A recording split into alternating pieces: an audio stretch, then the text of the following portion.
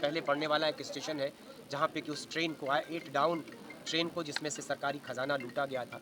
हमारे आज़ादी के दीवाने मतवाले तमाम क्रांतिकारियों ने मिलकर क्रांति की इस लड़ाई को आगे जारी रखने के लिए अपने पैसे की ज़रूरतों को पूरा करने के लिए शस्त्र खरीदना और देश में भारत माँ को उस गुलामी की बेड़ियों से मुक्त कराने की उनकी जो लड़ाई थी उसको पूरा करने के लिए उन्होंने उस खजाने को लूटा था, जिसमें बाद में राम प्रसाद बिस्मिल, अशफाकुल्ला खां, राजेंद्र नाथ लाहिड़ी और ठाकुर रोशन सिंह, जिन 4 लोगों को फांसी दी गई थी, चंद्रशेखर आज़ाद और तमाम क्रांतिकारियों को, चंद्रशेखर आज़ाद की चूँकि बाद में उनका मृत्यु हुई उनकी, लेकिन इसमें 40 लोगों को सज़ा दी गई, 4 लोगों को फांसी दी गई और सारे लोगों को 4 से 14 साल तक की सज़ा दी गई, काला पानी आजीवन कारावास से लेकर। इसमें शामिल तो मात्र 10 लोग थे, 10 क्रांतिकारी, लेकिन उनको सज़ाएँ अलग-अलग तरीके से दी गई।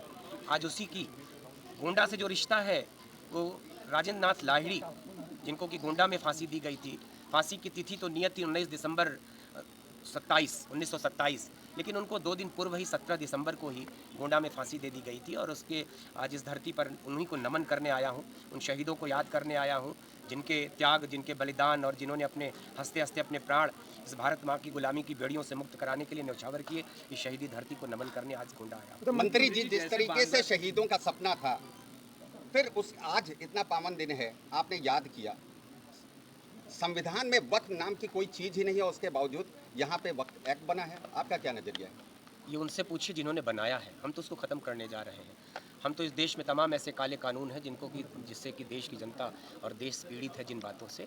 और वक्फ जैसी बात का मुझको लगता है कि आज इस पावन पवित्र दिन पर चर्चा करना उचित नहीं है। आज हम उन शहीदों को याद करें, उनके त्याग को, उनके बलिदान को याद करें, जिनकी शहादत की बदौलत यह देश आज आज़ादी की सांस ले रहा है। हम 140 करोड़ लोग अगर आज आज़ादी की सांस लेते हैं तो उन्हीं क्रांतिकारियों और उनकी कुर्बानियों की बदौलत, उनकी शहादत की बदौलत। ये शहीद न होते, ये कुर्बानी देने वाले क्रांतिकारी न होते तो शायद इस मुल्क को आज़ादी न मिलती। तो आने वाले दिन में वक्फ एक्ट खत्म हो जाएगा। क्या होना चाहिए, भारत सरकार का स्टैंड क्या होना चाहिए? भारत सरकार ने कल प्रधानमंत्री जो अंतरिम सरकार उनकी बनी है, उसके प्रधानमंत्री से देश के यशस्वी प्रधानमंत्री नरेंद्र मोदी जी ने कह दिया है कि वो इस पर तत्काल रोक लगाए। हमारे मंदिर जो तोड़े जा रहे हैं, हमारे लोगों की जो हत्याएं की जा रही हैं, घर जलाए जा रहे हैं, उस पर तत्काल रोक लगे। अगर ऐसा नहीं होता तो फिर भारत की सरकार बहुत सख्त कदम उठाएगी। लेकिन अगर सारी चीज़ों पर रोक लग गई तो चूँकि एक उन्माद है, एक सत्ता परिवर्तन में, चूँकि बांग्लादेश इसका सदैव शिकार होता रहा अपने गठन से, आज उस भारत के लोगों के साथ ऐसा व्यवहार करा जा रहा है जिन भारत ने उस देश की आज़ादी दिलाई है, बांग्लादेश का जन्म ही भारत ने कराया है। तो निश्चित ही वहाँ के लोग, वहाँ की जो सरकार है उस पर बहुत गंभीरता से चिंतन कर इस पर बहुत शक्ति से रोक लगाएगी।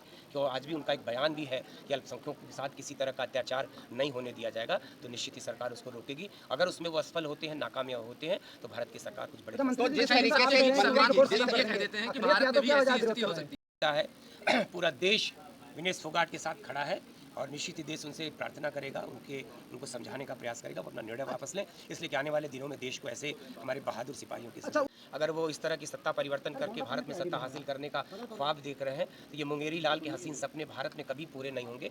भारत की जनता बहुत जागरूक है और इन चीज़ों से भारत के लोग आज खुश हैं। इस देश में लगातार तीसरी बार उन्होंने भाई आदरणीय नरेंद्र मोदी जी की सरकार बनाया है, देश में विकास हो रहा है। 140 करोड़ 10 की अर्थव्यवस्था का 11 नंबर पर हम 2014 के पहले हुआ करते थे।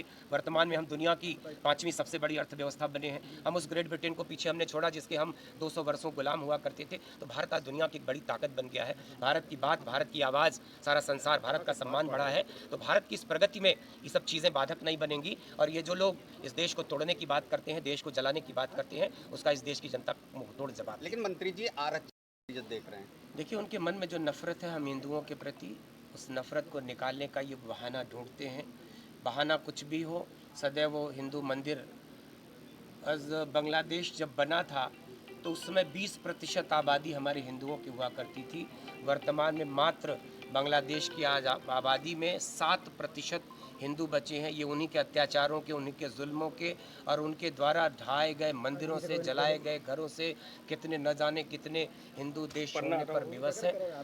देश की सरकार इसको लेके बहुत ही चिंतित है और बहुत ही सारे जो लोग फंसे हुए थे, हमारे नौजवान जो किसी भी वजह से, चाहे व्यापार चाहे पढ़ाई के लिए गए थे, बारी बारी से उनको बहुत सारे बच्चों को निकाल लिया गया है। अपने देश वो सुरक्षित आ गए हैं और भी जो लोग बचे हैं उनको निकाल लिया जाएगा। मंत्री जी, आप कह रहे हैं कि वक्फ बोर्ड हम खत्म करने जा रहे हैं, अखिलेश यादव क्या वजह है विरोध कर रहे हैं लगातार? विपक्ष विरोध कर रहा है।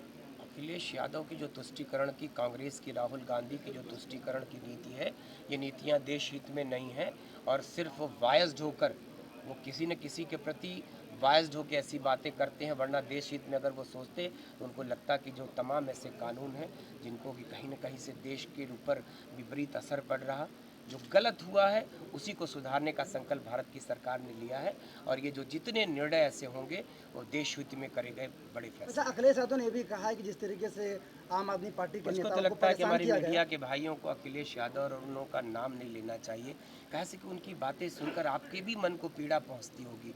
वो जो बातें बोलते हैं, वो जो कहते हैं, वो सत्ता के लोलुप लोग हैं जो सिर्फ और सिर्फ सत्ता हथियाना चाहते हैं।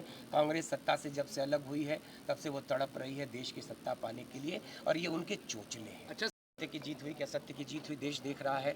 ये कैसी सरकार है जिसका मुख्यमंत्री जेल से रह के सरकार चलाता हो, जिसके सारे बड़े मंत्री जेलों में हो। उनको अपने अंतर्मन में झांकना चाहिए कि जेल वो गए थे कोई पुण्य का काम करके नहीं गए थे, वो शराब बेचा करते थे। शराब के लगे हुए आरोपों के चलते शराब बेचना, एक जिस तरीके से उन लोगों ने एक बड़ा कांड किया था, पैसे का घोटाला किया था, उसमें वो जेल गए हैं।